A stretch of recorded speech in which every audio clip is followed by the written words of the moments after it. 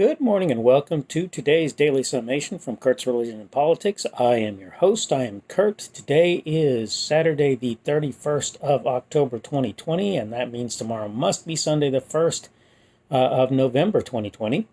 I wanted to take a moment to talk about a blog post that I did, and the blog post was called Healthcare, Simply Healthcare. But before I do that, I'd like to take just a moment to note the passing of Sir Thomas Sean Connery. Most people knew Mr. Connery as simply Sean Connery. He was well known for a couple of groundbreaking movies that he did. One of them was the very first of Ian Fleming's James Bond movies, as far as I'm aware, on silver screen. Those of you that are a little younger may know him better in his work on things like Highlander and many, many other projects. Mr. Connery was from Scotland, from Edinburgh, Scotland, and he was 90 years old. It is said that it has been said various places that he died peacefully in his sleep. Well, I assume what I'm hearing, if what I'm hearing is correct, visiting the Bahamas. And I just wanted to note his passing and say that I'm sure many people are very sad about this, myself included. And I wanted to express my condolences to all who knew Mr. Sean Connery. That's Sir Thomas Sean Connery. Okay, on with my subject for today. Today we're talking about the idea of healthcare, and I wanted to talk about something that I'm quite sure is not going to make me a great deal more popular with certain individuals. I have a bit of a problem. Well, let me preface this by saying this. I'm over 50, and I think I've probably been to a hospital for any kind of thing that somebody else didn't make me go to a grand total of less than 5 times in my life. And I don't say that in order to brag. I'm not bragging. I'm simply saying that I've felt the need to do that sort of activity that few times in my life. And I think that there are a lot of people out there who overuse medical service, right? In my case, I acknowledge that I'm probably way healthier than a lot of people. And again, that's not something I'm going, oh, look at me, I'm so great. It's something where I'm going, I've been blessed. I look at my life and I'm blessed. Every day I look at my life and I go, wow, I'm so God has blessed me so richly with the fact that I've been this healthy. So it's not me saying I'm such a wonderful person or look at how strong and magnificent I am or anything like that. It's me saying I've been blessed of God to not have reason to go to the hospital. But I believe that there are a lot of people who, quite frankly, are abusing both medical insurance and medical care. So healthcare, right? And I wish that those people would reconsider very strongly what they're doing, because among other things, when you make an appointment or when you go into an emergency room and there are people with serious problems, granted for the emergency room they're going to triage it so that the more important people get seen first. That is, the people who are obviously in worse shape get seen worse. But it's still going to be a slog to get everybody through that triage process at the very least, right? But if you go into make appointments on a regular basis, and I'm not talking about people who go and get a yearly checkup here. We're not talking about that. I'm talking about people who sneeze and suddenly they feel the need to go to the hospital because maybe they've got some horrible illness. This is the kind of thing I'm talking about here, okay? What I'm trying to say is that whether you think so or not, it's distinctly possible that you are making it so that other people do not have the ability to go to the hospital who have need to do so. And look, I get it. There are people out there who went to the hospital for something benign or innocuous and ended up finding out that there was something much more serious wrong. And finding that out may very well have even saved their life. I get that. I get that that's true.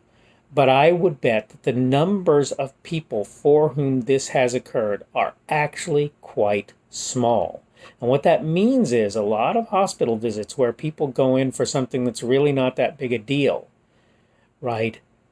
A lot of those hospital visits they're not wasted time, right? Because you still got something seen to.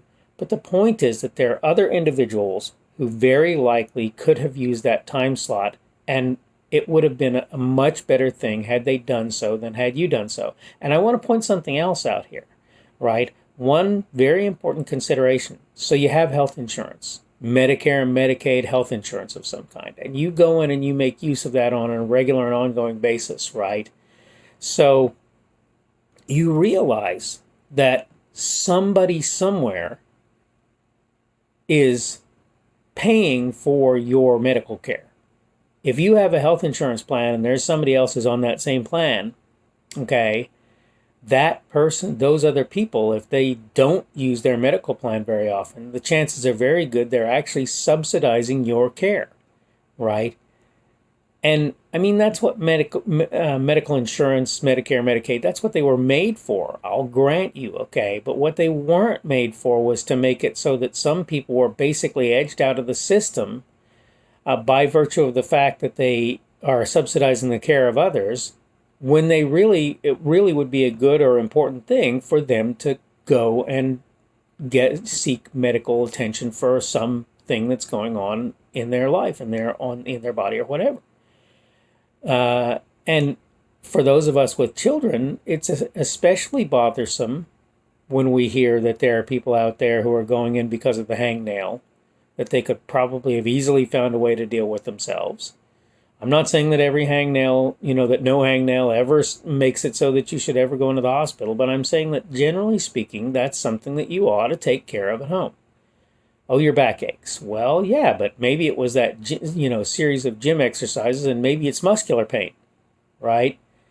I'm not saying, yet again, if you fell down and fell on your back, or worse yet, fell across something in such a way that your back was potentially hurt, don't go to the doctor. I'm not saying that. And I don't think anybody with a shred of decency would say that, right? But I am saying, where I understand to some degree getting checked out when there's something wrong with you, if you do that every time any little thing happens to you or your kids or whatever, there are two very serious effects that we've already mentioned, or potentially serious effects that we've already mentioned. And when they happen, they can be pretty bad. Okay? And this is particularly true in this present moment where we're under a lockdown for COVID. And the first of those, well, the first one is in any case. The second one is just true, period. But already people are foregoing visits to medical professionals that they probably ought to do, right? They've either been diagnosed with something and they're not doing follow-ups, or they haven't been diagnosed with a particular thing, whatever is the case, right? And so those people then try to go into the hospital only to find out, well, it's going to be X weeks or X months before you can get in and get care from the person you'd prefer. And it's not that they can't go to anyone else necessarily, though that's potentially an issue as well, because there's going to be overflow into most offices. But that individual is more likely than not to say, well, I guess we'll do this later then. And there's a potential that something very serious could be going on with that individual, and they won't know as a result of the fact that they couldn't get in and be seen by medical care. And again, this also flows over into emergency services, right? When the emergency room is full every day, then there will be people who will not stay around, or who will sit in the emergency room while things get worse and worse instead of actually doing what they're doing. And the second, as I say, is medical insurance, which the costs of cannot help go up as people choose to go to the emergency or to various kinds of care facilities, emergency room or otherwise, for various kinds of things that are extremely minor in nature. And again, I'm not trying to say if you have something that looks more serious, you shouldn't go. All right, it's getting time for me to wrap this video up for the day. And so I wanted again to express my condolences to those who are affected by the loss of Sir Thomas Sean Connery, known generally to the world as Sean Connery. And I wanted to wish you a good day. and hope that you're having a good weekend so far and that you continue to do so. Hopefully things will go well for you, and hopefully we will see you again tomorrow. The speaker on this edition of the Daily Summation is Kurt Schubert. This video was recorded on Saturday, October the 31st of 2020. The Daily Summation is created for Kurt's Religion and Politics. Thanks for checking out this video. Remember that you can like it on YouTube and you can give it a rumble on Rumble if you want to do that. I have channels on both YouTube and Rumble. They are the Kurt's Religion and Politics channels. You can subscribe to either one of those if you want to do so. Remember, if you subscribe on YouTube, you probably want to click the notification bell in order to be notified of new content. If you want to see more from me, you can check me out on my blog. That's blogs.kpschubert.com, blogs.kpschubert.com. You can also see my Facebook page. That is Kurt's Religion and Politics on Facebook. You can check out my Twitter, Parler, and Minds.com accounts. My handle on all three of those is at kpschubert. That's at kpschubert. You can check out my podcast. The podcast is at podcasts.kpschubert.com. That's podcast.kpschubert.com.